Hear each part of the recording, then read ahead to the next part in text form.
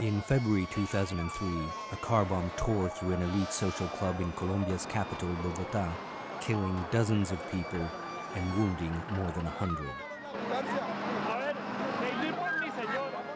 For Cesar Lopez and a number of other musicians, it was a turning point.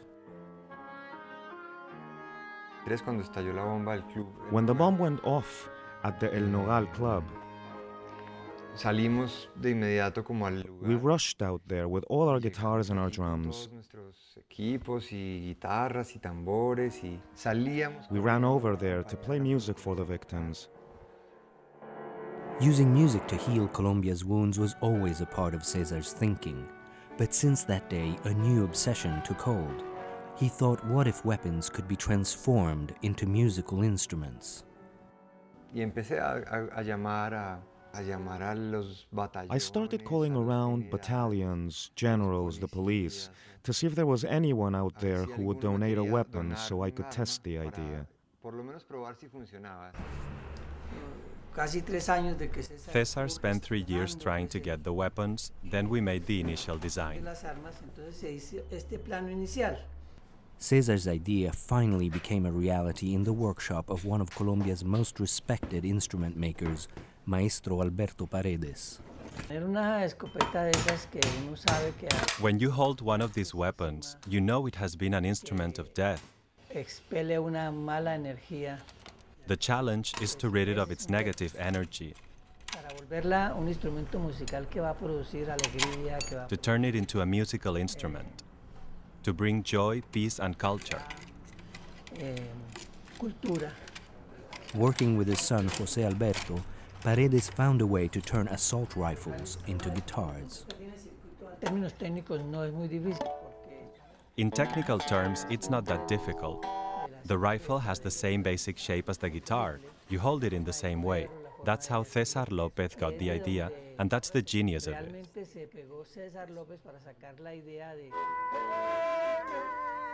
And pure genius it was, judging from the public's reaction. The instrument is called Escopetarra, a fusion of the Spanish words for rifle and guitar. Now it's become part of a campaign to bring attention to the tens of thousands of weapons coming into Colombia illegally and fueling violence in the country. Because all the arms which are found to be killing are actually arms which come illegally from outside Colombia.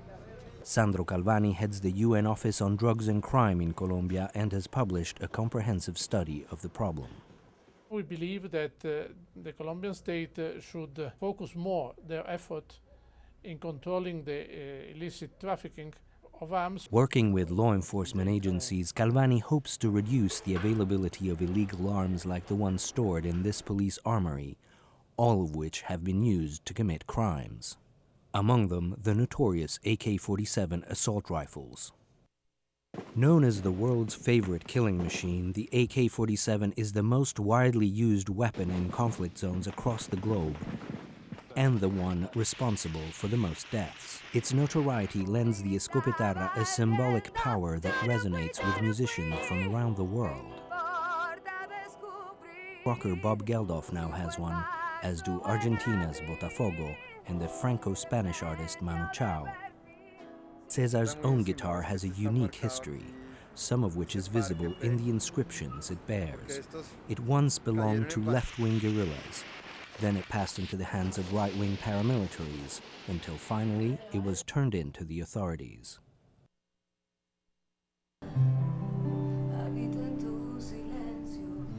Now Cesar Lopez and singer Paulita Rios use the instrument to strike a chord with former child soldiers, kids who once might have used the AK-47 to kill, kids whose hope is now for a second chance in life.